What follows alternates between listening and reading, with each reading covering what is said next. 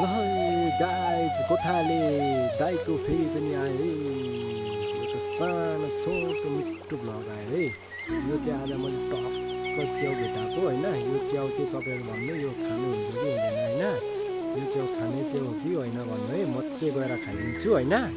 भोलिदेखिको म मऱ्यो भने फेरि भ्लग स्लग बनाउँदैन है कसैले। भ्लग भन्दा नि भिडियो बनाउँदिनँ है फेरि म कहिले हेर्नु है। ल यो च्याउ भेटेपछि मैले टक्क होइन